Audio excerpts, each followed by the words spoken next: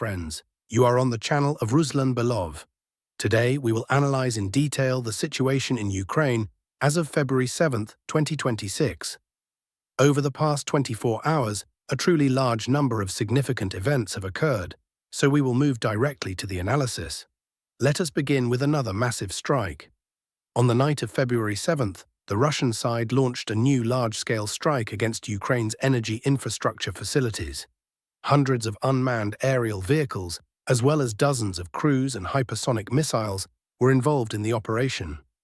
After the attack was completed, pro-Ukrainian sources published a map showing the alleged flight paths of the Russian drones and missiles.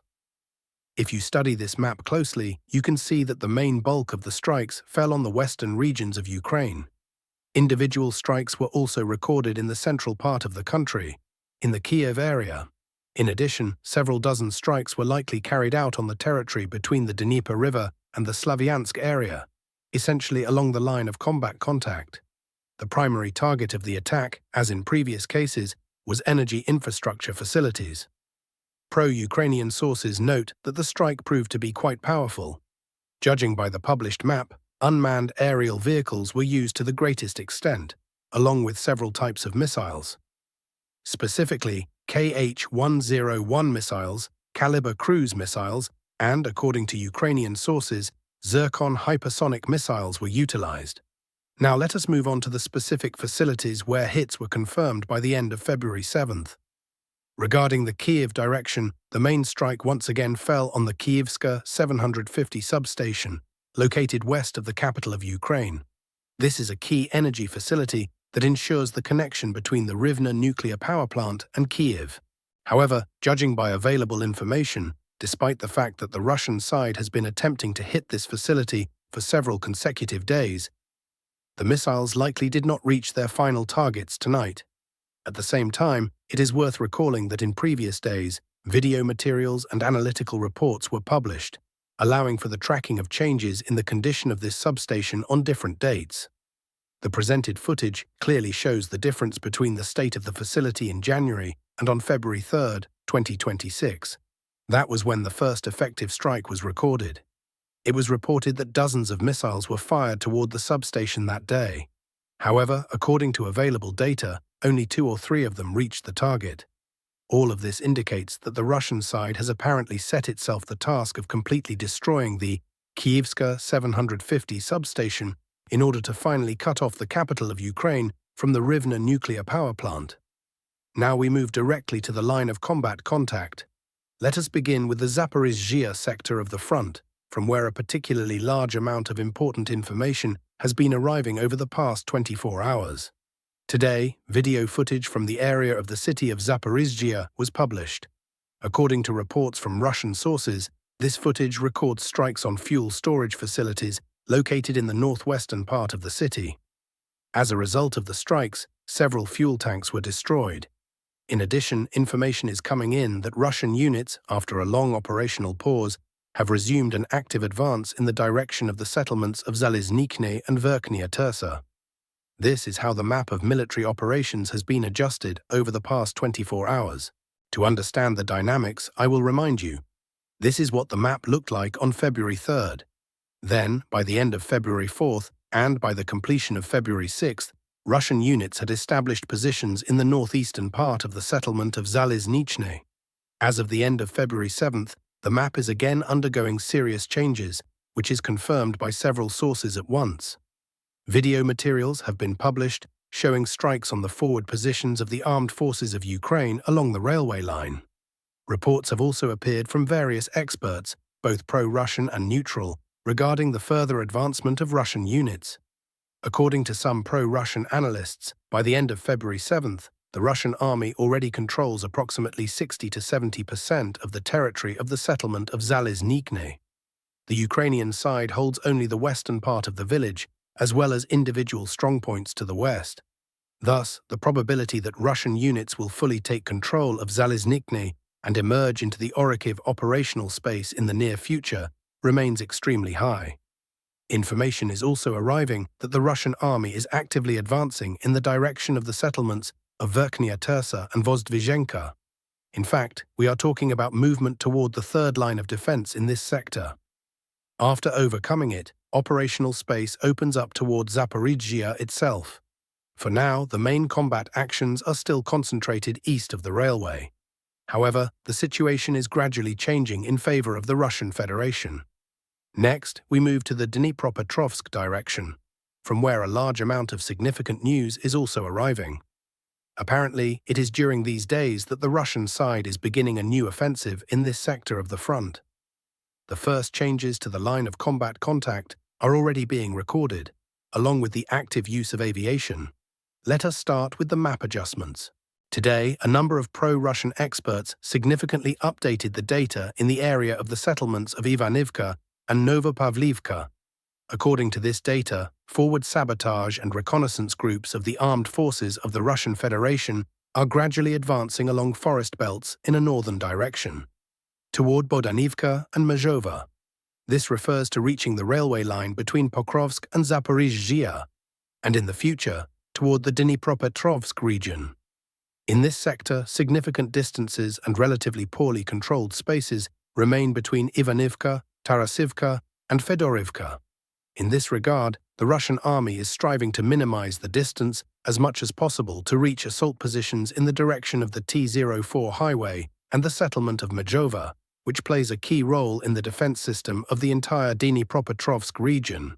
Now, we move to the Dnipropetrovsk sector. Here, as of today, the so-called pocket in the area of the settlements of Zatishok, Rodinske and Dorozhne has been finally eliminated. This information has been confirmed by several pro-Russian and neutral sources at once. Let me remind you that as recently as the end of January 31st, 2026, pockets of resistance remained here in the area of the settlement of Suketske. However, it appears the Ukrainian side was forced to withdraw, after which the Russian army began to actively develop the offensive toward Belitsky from several vectors simultaneously. The advance is being carried out from the southwestern, southeastern, and northeastern directions. Furthermore, today, individual pro-Russian experts reported for the first time that forward units of the armed forces of the Russian Federation managed to establish a foothold in the southwestern part of the settlement of Belitsky. This refers to a residential sector separated from the main buildings by a railway line. This small area, consisting of several dozen buildings, is apparently already under the control of the Russian side. It is also worth noting that according to data from pro-Ukrainian mapping services, Russian forward units have long been recorded in the northeastern part of Belitska and in adjacent areas. Based on the totality of all available information, it can be concluded that the settlement of Belitska is gradually being taken into operational pincers. In the near future, serious battles will likely begin here within the city limits, and we will start receiving objective control footage. Belitsky is a key settlement on the way to Dnipropetrovsk. In the event of its loss, and subsequently the fall of Dnipropetrovsk, the Russian army will effectively enter the final stage of the offensive toward the border between the Donetsk region and the Kharkiv region. Next, we move to the Kostiantynivka direction. Almost no new information has come from this sector over the past few days. At the moment, it is difficult to say what this pause is related to. It is possible that combat operations are continuing, but data about them has not yet reached open sources. On the other hand, a great deal of important information is coming from the Slavansk sector of the front.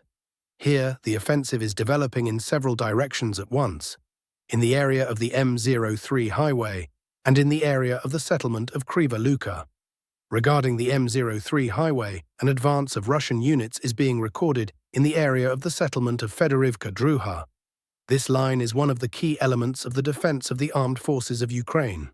Its loss opens up opportunities for the Russian army for further movement toward Oleksandrivka, then north to Mykolaiivka, as well as in the direction of the Slavyansk thermal power plant. Information regarding the advancement in this sector is confirmed by the absolute majority of mapping services, pro-Russian, neutral, and even pro-Ukrainian. The movement of Russian units here remains quite active.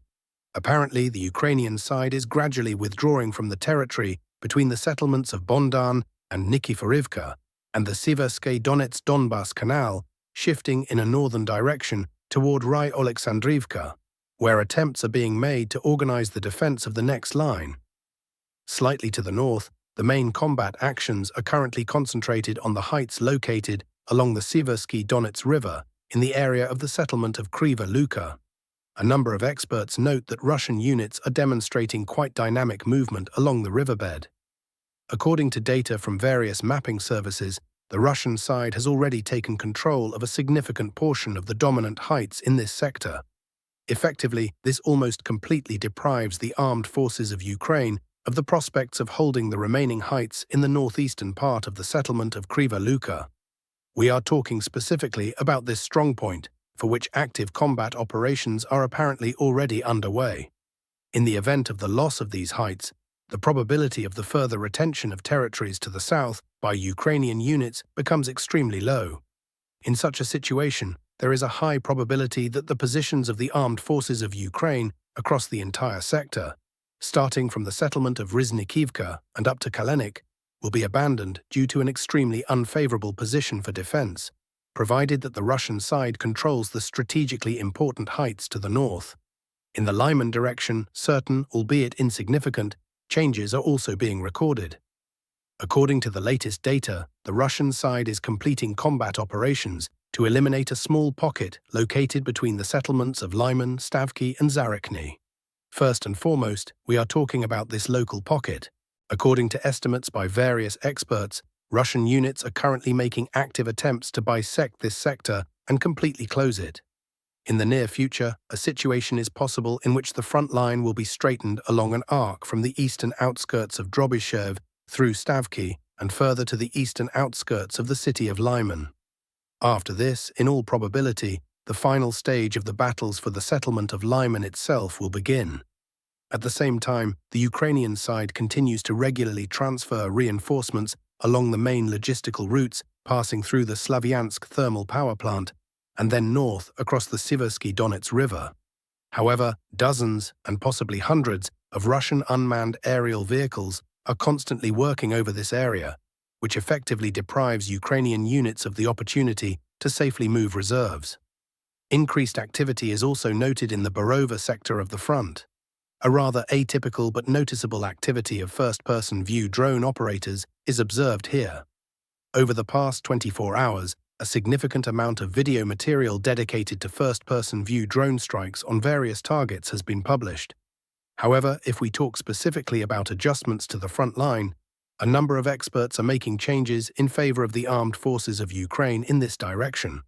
According to data published by various military cartographers, the Ukrainian army has either gone on the counter-offensive or is continuing previously initiated counter-attacking actions along the Zaporizhzhia to Bohuslavka line, as well as the Borisovka-Andriivka line. As a result of this, an additional grey zone appears on the map. However, at the moment, it is difficult to state unequivocally that these changes are of a sustainable nature. It is possible that we are talking either about local tactical episodes or about the premature conclusions of individual experts. In any case, the development of the situation in this sector must be closely monitored. Speaking of the Kupiansk direction, no noticeable changes have been recorded here for several days now. At the same time, in the northeast of the Kharkiv region, offensive actions, on the contrary, are gaining quite serious momentum. Over the past 24 hours, several video materials have been published recording strikes by unmanned aerial vehicles, as well as Iskander and Tornado S-type missiles on the concentration areas of units of the armed forces of Ukraine. Indirectly, this confirms information about an increased concentration of personnel of the armed forces of Ukraine in this direction. Let me remind you that earlier some pro-Russian experts expressed suggestions about the possible preparation of Ukrainian units for a breakthrough in the direction of Belgorod. However, at the moment, no such actions are observed. On the contrary, Russian intelligence promptly identifies clusters of forces, after which these positions are regularly struck, using missiles, aviation munitions, and unmanned aerial vehicles. Data on frontline adjustments are also coming from this same direction. Today, the North grouping of forces of the Ministry of Defense of the Russian Federation confirmed the advance of Russian units in the area of the settlement of Chuhunivka. The map of military operations in the northeastern part of the Kharkiv region is being adjusted accordingly.